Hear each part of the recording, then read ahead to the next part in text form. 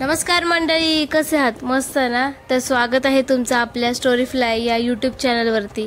आमची इथली पालखी झाली, त्याच्यानंतर मामा आला होता म्हणून आम्ही त्याच्यासोबत निघालो आहे. कारण दुसऱ्या दिवशी आमच्या मामाच्या घरी पालखी आहे. माझं एक भाग्यच म्हणा की मला माझ्या ह्या घरची म्हणजे माझ्या वडिलांकडची आणि माझ्या मामाकडची दोन्ही पालखी मला लागोपाठ भेटतात. जसं काही देवाची कृपाच आहे म्हणा. तर आम्हाला रात्री उशीर झालाय जायला घरी, म्हणून आम्ही घरी जातो, जेवतो आणि तसंच झोपतो. तर बघा, पुढे कंटिन्यू ठेवा उद्याचा ब्लॉग.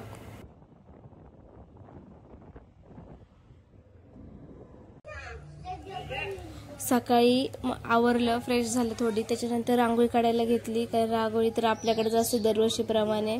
दरवर्षी मी मामाकडचं काढते. त्याच्यानंतर मग पालखी मामीने काढली होती. मग आमची व्हिडिओ काढायला कोणच तिथं नव्हतं, म्हणून काही जास्त क्लिप नाही घेतलेत मी काढताना वगैरे.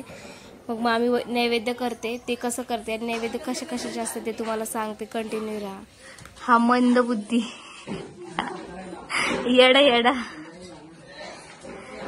हे नैवेद्य आहेत ना सगळे? कशाचे सांग आता. कुठलं नैवेद्य कुणाला? हा पालखीचा आणि एक त्या निशाणीला, एक तुळशीला आणि हे आपल्या घरच्या देवाला. येडा येडा. हे झालं नैवेद्य. आता काय म्हणायचं यश तुला? काय म्हणायचं तुला याच्यावरती? बोल बोल. का रे बोल. द ब्लॉगर मोठे ब्लॉगर आलेले आहेत. मोठा ब्लॉगर ना, बॅजो ब्लॉगर. हा, बॅजो ब्लॉगर. मोठी माणसं आहेत तुम्ही. अचानक भयानक भेट झालेली आमची. कोणता जाईल? 15 सिद्धेश आणि हा यश. धीरज मामाच्या घरानंतर ती पालखी आमच्याकडे येण्यासाठी तयार सज्ज होते. शिमक्यासाठी लोक कामं वगैरे सोडून येतात. पालखीला नाचवण्यात, मिरवण्यात जी वेगळी मजा आहे ती काही मी सांगू शकत नाही. ती तुम्हाला प्रत्येक माणसाच्या चेहऱ्यावर दिसेल आणि ह्या व्हिडिओमध्येही तुम्हाला दिसेल. आणि हो, तुम्हाला गाराणे देताना पण एक व्हिडिओ आहे, मी ती टाकलेली आहे, ती पण तुम्हाला दिसेल. कारण मला मागच्या व्हिडिओमध्ये तशी टाकता नाही आली, ह्या व्हिडिओमध्ये मी टाकते. देवाला साकडं घालण्याची ती पद्धत आहे, ती परतफेड करण्याची पद्धत आहे.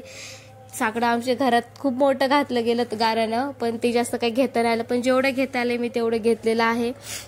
व्हिडिओ तुम्ही कंटिन्यू पाहत राहा आणि मला कमेंटमध्ये सांगत राहा. तर चला पहा, बघा पूजा वगैरे मामा करतोय, बहिणी वगैरे पूजा कशी करतात तेही बघा. कंटिन्यू राहा व्हिडिओमध्ये.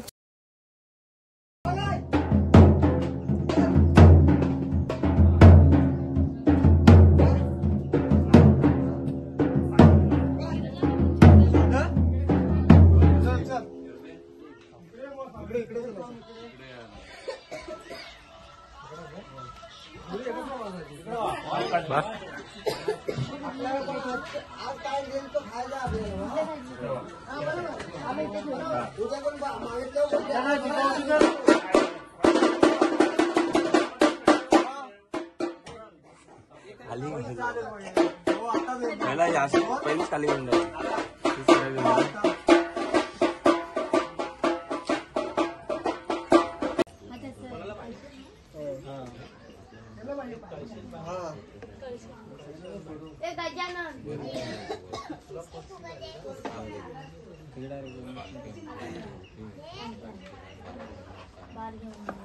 त्यांच्या घरात जरा मुला माणसा शेती वरकती धंद्यामध्ये पैसा देऊन पैसे द्यावं, बोलवा चालाव, त्याच बाई तुझ्या हात घेऊन लागावं, जिकडे तिकडे गाडी बोलत करता असं शिकायचं.